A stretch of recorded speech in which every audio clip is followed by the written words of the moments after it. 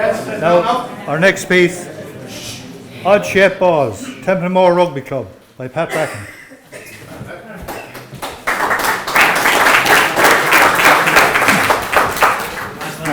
Good evening, everyone. The long whistle sounded on a memorable afternoon for Templemore Rugby Club. One could almost hear now the raucous, almost guttural shouts of joy from the sidelines, which accompanied the final bell, so to speak, as the men and women from the town acclaimed an historic achievement. The team had just defeated Clanwilliam Rugby Club in a close final to win the 1930 Manzer Cup on the Rosanna grounds in Tipperary town. The game was evenly contested throughout between the opposing packs, both the Tipperary Star and Eton Guardian reported, though it was observed that the Templemore backs made better use of whatever came their way. The final score for posterity was Templemore 11 points to Clanwilliam's 6 points. This was the club's second cup victory in a few seasons, having defeated local rivals Thurles in the final of the Rock Cup at Cashel in May 1928.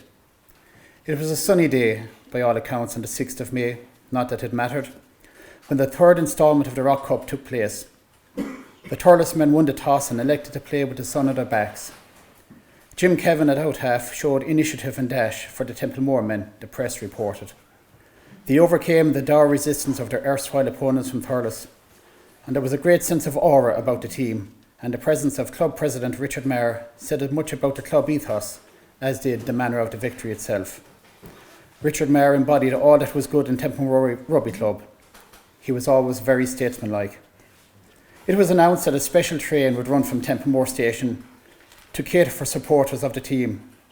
It departed that evening from the minute Cashel Station at 8 p.m. The 1920s was a watershed period for sport in Ireland. The country was emerging from a troubled period as a fledgling state sought to find its feet. So too did a variety of sports in the county.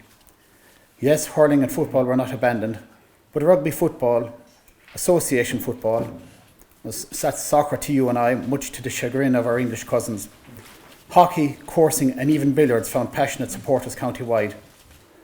Local interest in rugby was greatly fostered with the selection of Dr. Paddy O'Connell, Miscellany House, on the Irish international team in 1914, achieving 5 caps in total. By 1925, Templemore Rugby Club was a reality with enthusiastic support garnered from within the town and the surrounding hinterland, so much so that a third team, comprising mostly schoolboys, was formed in early 1928. It all suggested that there was going to be great longevity associated with the club. My introduction to the rugby club in the town was threefold. When the acclaimed Jesuit priest, Father Francis Brown, visited Rockwell College in 1937, he took some images of a match between the Collegians and Templemore. He captured excellently the essence of the line-out, Templemore had been stated somewhat erroneously, having a foundation date of 1930. The image, though small, enthralled me, as I had never put rugby and Templemore in the one sentence previously.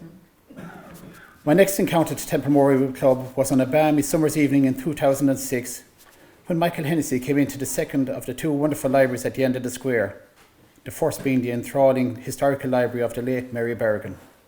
Indeed, her great friend Donald Salmon, the renowned Thurles chemist, often remarked to me with a twinkle in his eye how lucky Templemore was to have 2 libraries, one beside each other. But I digress somewhat. Michael sauntered into me that evening and produced a blue membership card emblazoned with fading silver text. It was another eureka moment for me. The silver text was of Templemore Rugby Club, and it was the membership card of Richard Murphy, a member of the club in the season 1929-30, which Michael found while clearing out a house. The card had the added value of having recorded match details from that season, and also the important club colours, red and navy, which I present here tonight. My third moment came when I got to see a copy of this wonderful team photo from 1930 here on the screen behind me of the Manzer Cup winning team.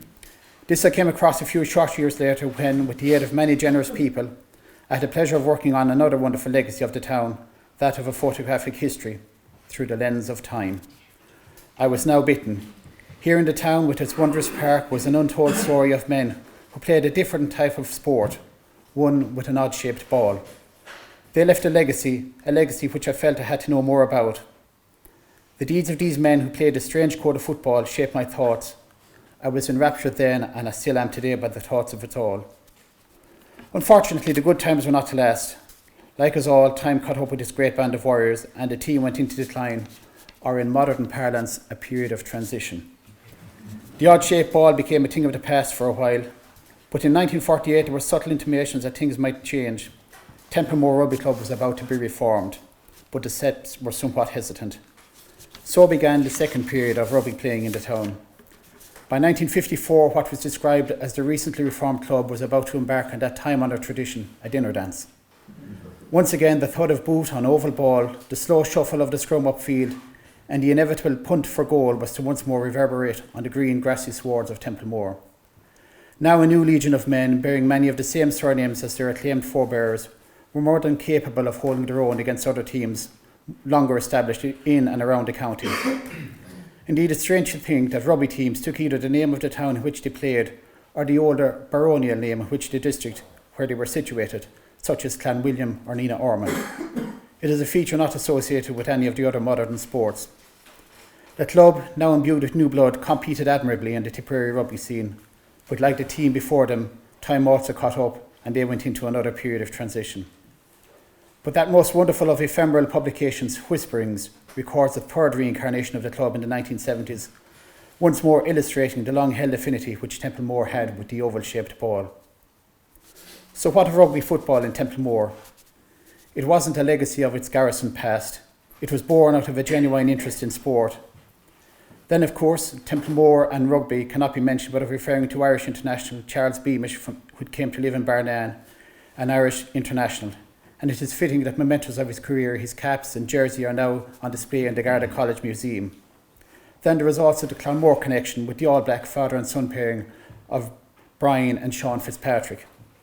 And while I appreciate that Templemore Rugby Club has had a checkered and fragmented history, it is a story worth recalling, which I have had the honour of briefly touching on this evening. I have visions of men in trench coats, shuffling up and down the sidelines of the Townfield Park, and they watch engagingly as the scrum inches to and fro on a chilly afternoon, a fog of steam slowly clouding the heaving bodies as the ball has made its way to the back of the red and navy pack and into the clutches of Jim Kevin, who pirouetted so easily and set up another fine score for Templemore men. Not guys, as is used in modern parlance today, or the lads, as terms so beloved by Davy Fitz. No, Templemore had men, strong men, who wore their hearts in their sleeves. Some of those on the sideline rose their hip flasks to toast another fine score, while others doffed their caps. I do likewise in memory of them this evening. Thank you.